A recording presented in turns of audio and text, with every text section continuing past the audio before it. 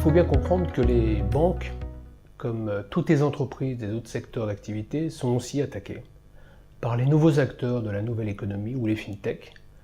Et c'est en ce sens qu'il faut comprendre le rachat de Compte Nickel par BNPP il y a quelques mois.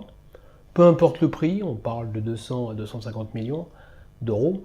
Mais ce qu'il faut bien voir, c'est que par rapport à une situation concurrentielle qui s'exacerbe, avec des nouveaux acteurs qui n'ont comme obsession que d'éliminer le secteur bancaire et de faire en sorte d'aller sur des secteurs où ils n'étaient pas présents hier, c'est la raison pour laquelle les banques essaient de contourner cela en rachetant des structures qui ont souvent peu d'antériorité derrière elles. Compte Nickel avait été créé il y a à peine 5 ans, avec un fonds de commerce, on peut dire globalement, qui ne correspond pas forcément à celui de BNPP. C'est la raison pour laquelle un groupe comme BPCE, dont je fais partie, a racheté une banque directe en Allemagne, la banque Fidor. C'est la raison pour laquelle Arkea a encore racheté une banque directe en Belgique. Donc on est dans un monde ultra concurrentiel. Les banques ne peuvent pas rester statiques. Il faut qu'elles inventent de nouvelles méthodes pour faire en sorte à la fois de fidéliser leur clientèle et d'attirer pourquoi pas de nouveaux clients et notamment aussi de capter une clientèle de plus en plus jeune.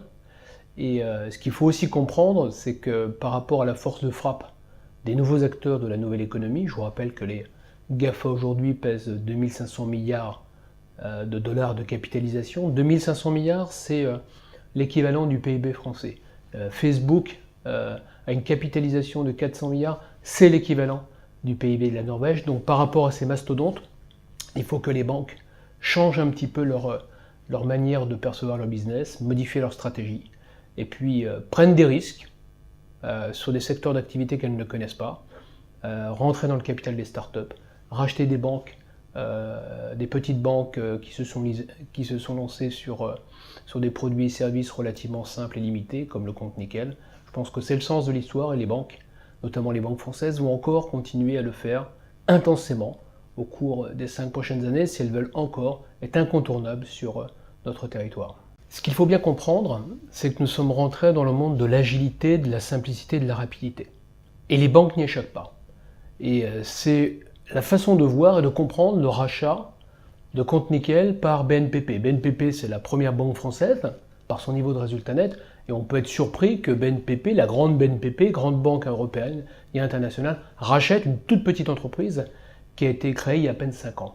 Pour comprendre cela, il faut voir effectivement que les banques ont des structures plutôt lourdes, que si elles veulent s'adapter aux nouvelles exigences de nos clients, qu'ils soient jeunes ou moins jeunes, il faut certainement à un moment donné qu'on puisse s'attacher les compétences et les services de structures. Ça peut être des petites banques créées il y a quelques années, ça peut être aussi rentrer dans le capital de start-up. Je pense que les initiatives en la matière vont se multiplier. Elles vont d'autant plus se multiplier qu'à côté des GAFA, des Google, Apple, Facebook, Amazon, à côté des fintech, que demain en France, vous aurez par ailleurs aussi la création et l'arrivée d'Orange Bank qui va à nouveau secouer de manière assez significative le secteur bancaire français. Donc oui, l'agilité passe aussi effectivement par des partenariats et ce qui permet aussi d'avoir un complément intelligent, un réseau d'agences et un canal d'agences qui est, il faut bien le reconnaître, de moins en moins utilisé par nos clients traditionnels.